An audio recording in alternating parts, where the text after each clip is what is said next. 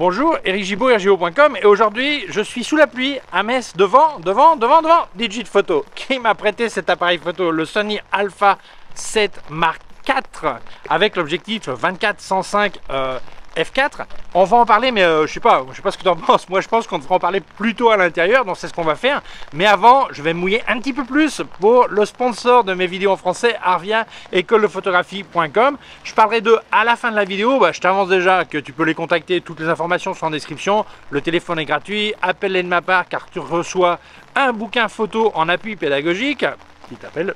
Bon, de ma part, ok. Et surtout important, c'est par CPF, donc la formation peut être gratuite.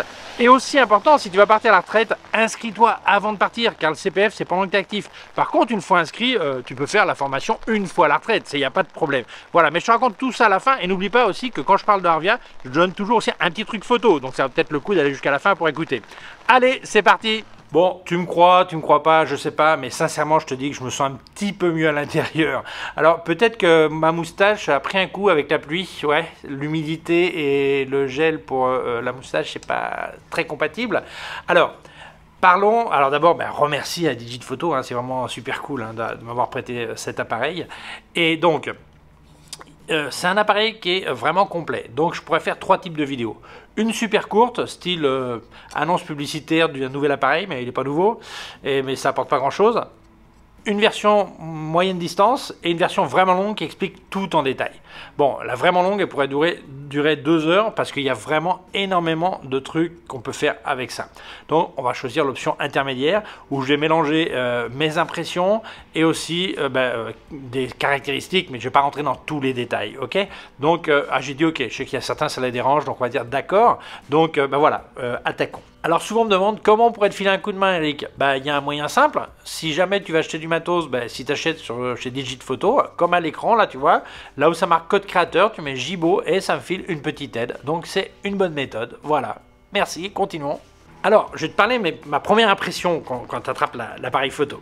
Alors, j'avais fait le test du Alpha 7 III, je te laisse le lien là, et j'avais dit que c'est un super outil, mais je ne tomberais pas amoureux de ce genre d'appareil photo. Pourquoi? Parce que j'avais pas de feeling, j'avais pas de sensation, c'est un super outil, parce que ce sont des outils, c'est un super outil, mais j'avais pas de sensation de lien sentimentaux, si je peux dire, avec l'appareil. Là, quand j'ai ouvert la boîte, j'ai vu l'engin. Premier truc, tu as l'impression que tu peux prendre un clou et tu peux enfoncer le clou sans problème. C'est impressionnant la construction, un bloc métal, une sensation d'avoir un outil super robuste. Et là, c'est vraiment spécial. C'est-à-dire que là, c'est peut-être un des premiers outils full frame de Sony où parce que j'aime bien la série A6000, ok, mais là, c'est la première fois que j'ai vraiment cette sensation de waouh, j'adore. La construction de ça, c'est une sensation de solidité, donc ça donne envie de l'utiliser. Donc ça, c'est une première bonne impression de mon côté. Et ouais, peut-être que s'il était temps, Eric, d'oublier que Sony, c'était l'inventeur du Walkman, ils font aussi d'excellents appareils photo. Bon, ça, je le savais déjà, mais la sensation, là, je dois dire, elle est excellente. Bon, avant d'attaquer les données techniques, les infos et tout ça, on va faire une petite visite du propriétaire, comme on dit. Alors, c'est un appareil qui est compact, pas trop grand, pas trop lourd non plus, mais bien organisé. Tu vas voir. L'écran, il est orientable. Alors, il y en a qui aiment, il y en a qui n'aiment pas. Beaucoup de gens pensent, surtout du côté des photographes, que ça, c'est simplement pour faire du vlogging comme ça. Et en fait, non. Il y a énormément de vidéographes qui veulent un écran comme ça. Ils préfèrent l'avoir séparé pour avoir la prise en main leur semble plus simple pour orienter sur le côté d'une part, et surtout le fait de décoller l'écran d'un appareil photo, même s'il est simplement inclinable, le fait qu'il soit complètement décollé évite une surchauffe. Souvent ça aide au refroidissement des appareils photo. Donc c'est bienvenu ça, parce qu'il ne faut pas oublier que cet appareil photo, c'est aussi un appareil vidéo avancé. C'est-à-dire que ça fait vraiment, il a des fonctions vidéo qui sont excellentes et des fonctions photo excellente. Donc c'est vraiment un appareil qui est équilibré, et il y a aussi bien des gens qui vont être intéressés par lui pour faire de la photo que pour faire de la vidéo, ou les deux en même temps. Voilà, les deux en même temps, au tour de rôle. Voilà. Donc on va faire la visite ergonomique. Bon, le déclencheur, les molettes. Alors molette avant vitesse ou diaphragme suivant comment tu l'organises. Molette arrière, vitesse ou diaphragme suivant comment tu l'organises. Les boutons de démarrage. Ici, il y a une petite molette que j'aime bien. C'est là, tu appuies, tu déplaces. Alors, je sais pas si tu vois, ok. Et là, tu vas pouvoir choisir directement si tu vas faire de la photo ou de la vidéo. Donc ça sépare bien les trucs, c'est bien vu, ok. Le bouton pour enregistrer, des boutons configurables. Ici, tu as une molette qui est pas mal, parce que cette molette, elle est bloquable, mais tu vas pouvoir l'utiliser pour la compensation ou ce que tu veux. Tu peux la programmer, par exemple, soit pour changer les ISO, si tu veux, enfin, ce que tu veux, voilà. Donc cette molette est programmable, il y a plusieurs boutons programmables. Ici, tu as un joystick pour changer les points d'autofocus, tu as un pad, tout ça. Et donc, bon, tu vois, côté bouton, c'est bien organisé. Après, tu vas voir la connectivité, et là, tu vas voir, c'est vraiment pensé aussi bien photo que vidéo. C'est que là, je vais ouvrir les petites trappes, parce que c'est tout scellé. Anti-pluie, donc humidité, tout ça, donc c'est un peu dur à ouvrir, ce qui est normal, c'est pour la sécurité de l'appareil. Je vais ouvrir ça dès que j'y arriverai, voilà. Alors voilà, je ne sais pas pourquoi j'arrive pas. Alors ça, c'est ce qu'on appelle comment ça s'appelle, le syndrome de la démo, voilà. Alors important, tu vois là, il y a un HDMI complet. C'est ce que réclament les vidéographes parce qu'ils veulent des connecteurs qui soient solides. Voilà, donc il y a HDMI complet pour une sortie vidéo. Après, tu as connecteur microphone et casque, donc écouteur. Après, tu as un USB-C où là, tu vas pouvoir connecter un powerbank ou charger l'appareil, tout ça. Mais il y a aussi un micro USB si tu veux connecter d'autres genres de choses. Voilà. Donc, tu te rends compte que c'est vraiment un appareil qui est pensé aussi bien photo que vidéo et qui est très bien organisé, disons. Alors, évidemment, je vais peut-être sauter des détails, trucs comme ça, ok. Bon, voilà, les boutons, le machin, tout ça, il y a de tout. Mais bon, tu sens que c'est un appareil que tu as bien en main et les boutons tombent au bon endroit. Et le fait qu'il soit configurable, comme beaucoup d'appareils photo de nos jours, c'est quand même un gros plus pour personnaliser l'appareil photo à tes goûts. Voilà. Et là, sur le côté, tu vas trouver une trappe que j'ouvre, qui est bien protégée. Et là, tu as deux lecteurs de cartes, un SD UHS 2 et un CF Express A. Donc, suivant le type de carte que tu veux utiliser, suivant le type de choses que tu vas faire, du 4K ou de la Rafale en RAW soutenue pendant longtemps, tout ça, tu vas prendre la CF Express ou la SD, la carte SD suivant tes goûts. Enfin, il y a double carte, ok? Donc ça, c'est vraiment nickel. Alors, je vais te demander un petit service. Si tu ne l'as pas encore fait, ça serait vraiment sympa de t'abonner à ma chaîne YouTube. Il y a un petit bouton par là, une clochette pour recevoir un avis quand je monte une nouvelle vidéo. C'est le nombre d'abonnés qui aide vraiment à ce que certaines marques ou certaines entreprises prêtent du matériel pour pouvoir le présenter. Et ça permet d'avoir accès à des appareils que je n'aurais peut-être pas accès aussi facilement grâce à ça. Donc, ce serait vraiment sympa. C'est un grand soutien pour moi. Merci beaucoup. Donc, continuons avec ce Sony. Alors bien que le thème de ce test soit l'appareil photo et non l'objectif, j'ai quand même parlé un petit peu de l'objectif.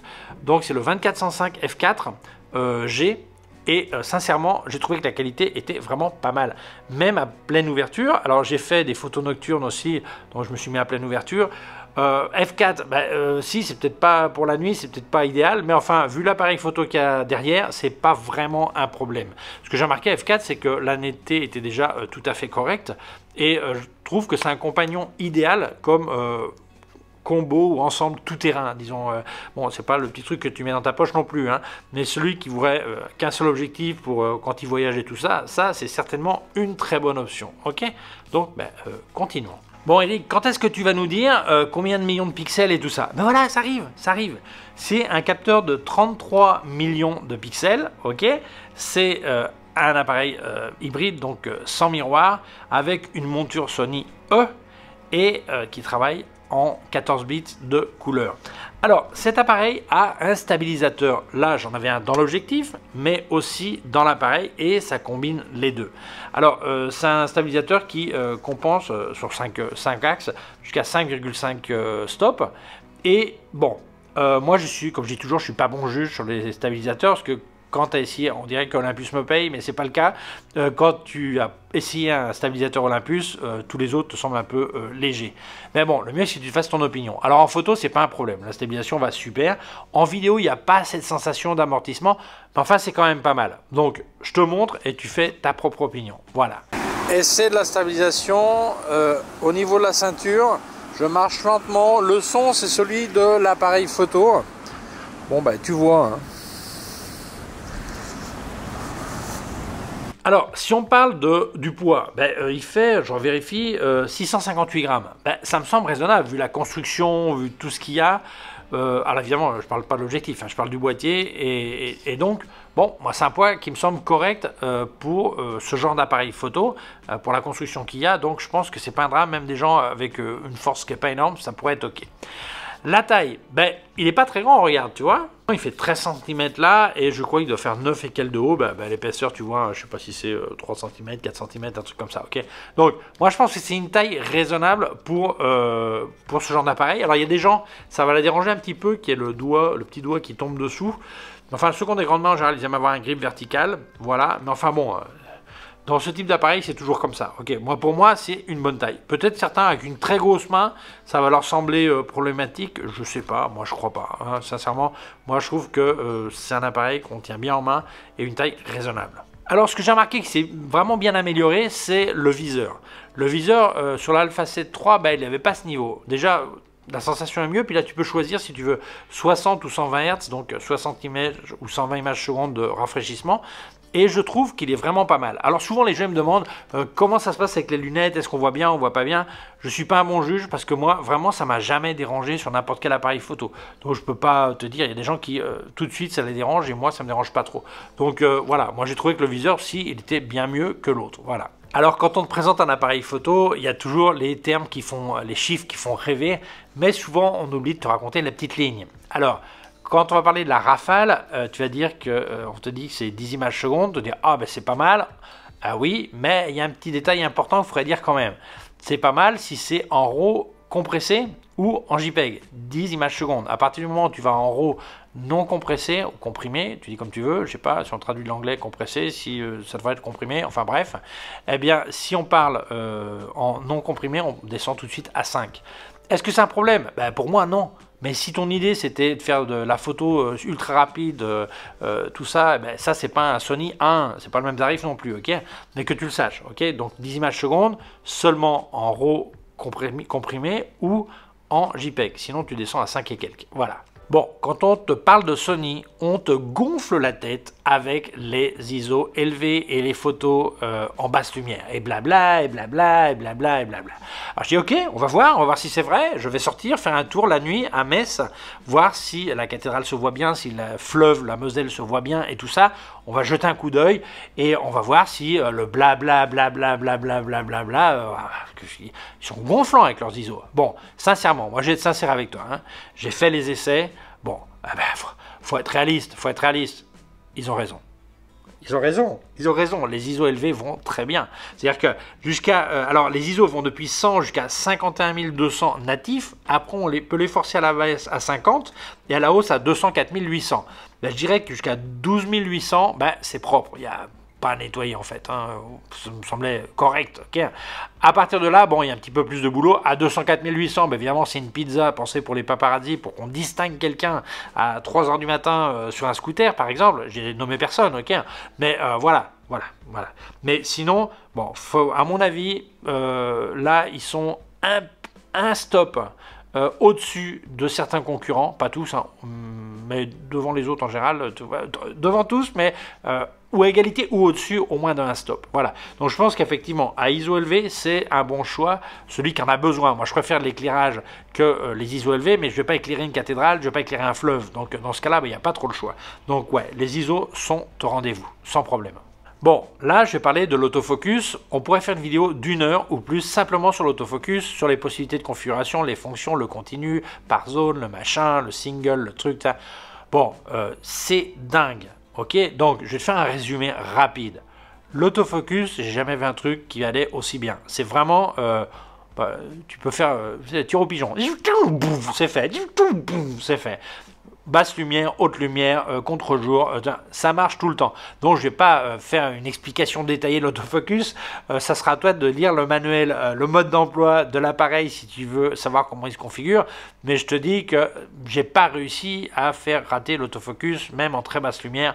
Ça va nickel à tout moment. Donc je ferme le résumé de l'autofocus. Je crois que ça ne sert à rien de faire un débat profond. Je peux te dire que si tu as besoin d'un truc performant, ça marche. Alors oui, un petit truc sur l'autofocus quand même. J'avais pas vu cette fonction avant. En vidéo, tu as la possibilité d'avoir de voir visuellement la profondeur de champ. Donc tu as tout ce qui est devant ou derrière ce qui est mis au point d'une couleur ou de l'autre, orange ou bleu par exemple, et la zone qui est vraiment mise au point, là tu vois la couleur réelle de ce que tu es en train d'enregistrer. Ça, j'avais pas vu ce truc sur d'autres appareils avant, je sais pas si ça existait avant, mais en temps réel tu le vois. Et donc, tu as ton écran qui est un peu bizarre, qui est de deux couleurs, bleu et orange. Et puis là où c'est la mise au point faite, ça, tu vois la couleur réelle. Donc en vidéo de produit, truc comme ça, c'est très bien. Alors ça, je parle pour vidéo. C'est une fonction qui m'a semblé très intéressante. Peut-être pas tout le temps parce que tu as du mal à voir ce que tu fais, mais sur certains types de vidéos, c'est excellent. Alors, un truc important qu'on a beaucoup critiqué, tous, moi inclus, c'était les couleurs Sony. Et là, ça va faire 2-3 appareils photo, en incluant celui-ci, qui a vraiment corrigé les problèmes avec des couleurs qui sont maintenant réelles, correctes. Alors j'ai essayé dans plein de situations, de nuit, de jour et tout ça. Ce que j'ai obtenu, ça correspond à ce que je voyais, avec des couleurs agréables, pas des gros délires comme c'est arrivé sur certains appareils photo, ou des situations en balance des blancs automatique, tu devenais fou pour corriger, ou ça faisait du n'importe quoi. Et là, je pense que Sony a enfin résolu ces problèmes de couleurs. Donc bravo, cet Alpha 7 IV offre vraiment des couleurs qui seront enfin bien. Alors vitesse d'obturation depuis 30 secondes jusqu'à 1,8 millième de seconde, l'habituel en obturateur mécanique. Sur ça, il faut que tu rajoutes l'électronique, aussi le mode bulbe pour avoir un temps d'exposition beaucoup plus long. Donc bon, on est dans la norme, disons, voilà, de ce genre d'appareil photo. Si on parle de la synchronisation flash, 1/250e de seconde, ben c'est bien, mais un truc important, je ne sais pas si tu sais, cet appareil photo, bien que plein format, tu peux monter un objectif Sony ou concurrent, mais pour APS-C, dans ce cas-là, ça te fait une recoupe. Et si tu l'utilises, ben dans ce cas-là, tu as synchro flash, au lieu d'être à 1/250e de seconde, tu peux la faire jusqu'à 1/320e de seconde. Donc ça peut être intéressant pour certains, mais que tu le saches. Voilà, donc très bien. Parlons vidéo. Alors attention. Je le dis, j'avais fait une vidéo là-dessus en disant Sony, erreur. En fait, c'est pas une erreur, c'est une décision qu'ils ont prise. C'est important. Quand tu vas choisir tes vitesses vidéo, il y a des vitesses qui ne vont pas apparaître. C'est-à-dire, tu veux dire, je veux faire 24 images secondes, ben, je ne sais pas pourquoi, ça apparaît pas. Ou au contraire, tu veux faire 25 images secondes, ben, ça apparaît pas. Ben, simplement, c'est qu'ils ont séparé les vitesses en fonction si c'est NTSC ou le système PAL. Alors qu'il y a des appareils où tu as tout ensemble et après, ça doit te débrouiller. Donc, si tu as choisi la configuration en NTSC, tu auras des fréquences qui sont multiples de 60 Hz, qui est la zone électrique, la fréquence électrique dans ces zones NTSC. Et si tu as choisi le PAL, ben, tu auras des vitesses qui sont multiples de 50 Hz. Donc, si tu ne trouves pas ce que tu veux, ben, c'est simplement ce que tu t'es gouré. Donc, c'est important de configurer ton appareil photo en fonction si tu es NTSC ou PAL, qui sont les deux systèmes distincts de vidéo. Okay. À partir de là, ben, qu'est-ce que ça te propose? Ben, en 4K, tu vas arriver jusqu'à 60, 50, 30, 25 et 24 images secondes. Alors, important. Si tu es en 4K, 60 ou 50 images secondes, suivant c'est NTSC ou PAL, eh bien, tu as un crop, une recoupe de 1,5. Est-ce que c'est un problème? Ben, c'est comme ça. Voilà, c'est tout. Alors, il y a une explication technique, je ne sais plus laquelle c'est. Je sais qu'il y a d'autres appareils de Sony qui ne posent pas cette recoupe, cette retaille. Mais enfin, que tu le saches que si tu voulais faire du 60 ou 50 images secondes sans retaille, eh ben, ça ne va pas être possible. Voilà. En Full HD, ben là, tu as la possibilité depuis 120, 100, 60, 50, 30, 25, 24 images secondes. Donc, tu peux faire depuis la caméra lente jusqu'à look ciné sans aucun problème. Alors, pour ceux qui savent de vidéo, alors moi, je ne suis pas un expert, mais enfin, je le dis, c'est donc, tu peux faire ce qu'on appelle du 4-2-2, donc 10 bits.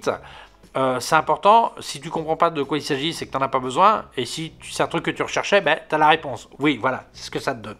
Les profils couleurs, ben, il y a le log 2, le log 3, donc c'est profil plat pour après faire la colorimétrie en post-production, et aussi le cinétone.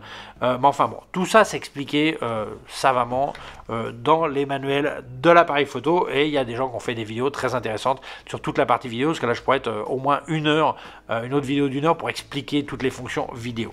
Un truc qui m'a semblé très intéressant, je ne sais pas si tu sais, mais quand tu fais de la vidéo et la mise au point se fait quelquefois, tu vas te rendre compte que le cadre respire. C'est-à-dire que ça s'appelle breathing, donc respiration, ça bouge comme ça, le temps que sa mise au point se fait. Donc en vidéo, c'est un problème. Imagine que la mise au point se fait sur moi, puis d'un coup, tu vois plus large ou moins large, c'est un problème. Bon, ils ont une fonction contre ça, qui va faire une légère recoupe pour que cette respiration se fasse hors cadre. C'est-à-dire que là, tu ne vas pas avoir cette sensation que les bords bougent. Bon, ça a une fonction qui me semble excellente, mais attention, elle ne marche qu'avec certains objectifs Sony et seulement Sony. Alors, il y a une liste avec quel objectif ça marche, il y en a pas mal, mais c'est indiqué. Mais si tu voulais utiliser des objectifs de marque tierce, eh ben là, ça va pas marcher. Voilà. Donc, voilà, le côté vidéo, il pourrait y avoir une vidéo entière pour en parler, mais je ne vais pas le faire. Je ne suis pas un expert en vidéo, puis voilà, ça deviendrait trop compliqué. Donc, tu cherches sur YouTube, il y a des collègues, des confrères, ou ce que tu veux dire, des autres youtubeurs qui ont fait des vidéos excellentes, centrées sur les possibilités de vidéo de cet appareil. Voilà, continuons. Bon, conclusion. Conclusion, c'est un outil de précision quand même. Moi, il me semble que c'est un super appareil photo. Alors, j'avais dit que le A7 III ne m'avait pas séduit au niveau des feelings, les sensations. Mais là, je crois que j'ai une attitude un peu différente parce que je trouvais un autre outil. J'ai trouvé un outil vraiment performant, un outil de précision, une arme de précision, je dirais. Et vraiment, j'aime bien cet appareil, ok ? Alors, il y en a d'autres que j'aime bien, voilà. Mais celui-là, je pense que dans la plupart des situations, ça va être une arme très polyvalente, un outil très polyvalent. On ne devrait pas dire arme, c'est pas beau, mais cette sensation de tu vois le sujet, clac, ça y est, tu le fais. C'est pour ça que je le dis comme ça. Mais c'est un outil de très grande précision et vraiment qui me semble polyvalent. La possibilité de vidéo aussi, mais même rien qu'en photo, je trouve que c'est un super appareil, donc que je trouve complètement recommandable. Moi, si je devais acheter un full frame, je pense que si bien la A7 III j'étais convaincu au niveau des performances, mais pas complètement au niveau de la sensation. Là, je pense que oui, quand même. Je pense que, ouais, ça, c'est un truc qui rentrerait dans ma liste, sérieusement. Voilà. Donc, si c'est un appareil photo qui t'intéresse, je te laisse en description le lien chez Digitphoto où tu peux le prendre. Donc, merci beaucoup à Digitphoto de m'avoir prêté cet appareil. Merci à toi d'avoir vu la vidéo, mais on va dire au revoir à notre sponsor, Arvia, écoledephotographie.com, qui te permet de te former à la photographie à distance, par Internet. Alors, tu fais pas la photo à distance, hein. Tu as des exercices théoriques, pratiques. Les théoriques et les pratiques, tu dois les monter sur la plateforme. Tu as un prof diplômé en photographie qui va te corriger, qui va t'aider, qui va te conseiller. Tu prends rendez-vous avec lui virtuellement, évidemment, parce que c'est à distance, pour qu'il t'explique, qu'il te corrige et tout ça. Et ça va te permettre de t'améliorer. Alors, ils ont 4 types de formations qui te permettent de devenir amateur averti jusqu'à professionnel avec un bac pro, suivant ce que tu veux faire. Et ça va durer de 8 à 12 mois, suivant la formation que tu choisis. Et tu vas passer de 10-12 heures par semaine. Bon, certains passent 8, d'autres passent 15, ça dépend des gens. Et c'est complètement compatible avec ton travail, parce que tu fais ça dans les heures que tu veux, que tu peux, tu es disponible. Voilà. Alors, tu peux faire la formation par CPF, donc compte personnel de formation, qui te permet d'avoir une formation gratuite. Donc, c'est un gros plus. Mais attention, si tu vas partir bientôt à la retraite, n'oublie pas de t'inscrire avant. Parce que si tu n'es pas inscrit avant de partir à la retraite, tu ne peux plus t'inscrire après. Par contre, tu peux t'inscrire aujourd'hui, partir à la retraite après-demain et faire la formation dans 1 an. Ça, c'est pas un problème. Donc, n'oublie pas. Autre chose importante, quand tu les contactes, fais-le de ma part car tu reçois un bouquin photo de support ou aide, je veux dire, pédagogique. Donc, c'est vraiment utile, un bon bouquin. D'ailleurs, bientôt, je vais le recevoir pour te le montrer à l'écran. Voilà. Et donc, n'oublie pas de le dire de ma part. Alors, quand je parle de Arvia, je donne toujours un petit truc photo. Eh bien, moi, je vais te dire un petit truc photo qui a à voir avec cet appareil photo. Justement, quand on parle des ISO élevés. Beaucoup de gens, dans certaines situations, il n'y a pas le choix que monter les ISO. Parce qu'effectivement, ça va permettre de voir des choses que tu n'aurais pas vues en maintenant une certaine vitesse. Par exemple, la rivière, truc comme ça, comme tu as vu, le fleuve, tout ça, ok. Mais par contre, souvent, des gens abusent des ISO en situation où ils pourraient mettre un flash. Il ne faut pas oublier que les ISO te permettent de mieux voir un truc qui est souvent avec une lumière qui est moche. Donc, tu vois mieux un truc qui est moche. Donc, souvent, moi, je conseille, quand c'est possible, d'utiliser un flash, un éclairage, un LED pour renforcer la zone de lumière sur ce que tu es en train de faire la photo, plutôt que de monter bêtement les ISO, parce qu'il y a des situations, les ISO c'est un outil, mais c'est pas un outil universel, voilà. Donc c'est un petit peu le conseil que je te donnerai. Donc merci à Arvia d'avoir sponsorisé cette vidéo, super merci à Digitphoto de m'avoir prêté l'appareil, je t'invite à regarder en description où est-ce que tu peux l'acheter, donc chez eux, il y a un lien. Merci à toi d'avoir vu la vidéo. Si tu penses que ça peut intéresser d'autres personnes, je t'invite à la partager sur les réseaux sociaux. Si tu ne l'as pas encore fait, je t'invite à t'abonner à ma chaîne YouTube. Il y a un petit bouton par là et une clochette. Si tu appuies sur la clochette, tu recevras un avis quand je monte une nouvelle vidéo. Mon site web ericgiraud.com/fr pour la version en français. Mes cours de photographie en vidéo ericgiraud.com/fr/cours en ligne. Si tu as une quelconque question, tu peux laisser un commentaire dessous. Je te laisse aussi des liens de mon matos sur Digitphoto. Alors si tu achètes chez eux, ça serait super cool. Là où ça marque code créateur, de marquer Gibo, ça me file une petite aide. Je te laisse aussi des liens de tout ce que j'ai testé de KF Concept, Sandmark et les Flash Westcott, et aussi un lien de mon compte PayPal au cas où tu voudrais faire un don. Merci beaucoup, prends soin de toi et à très bientôt. Ciao.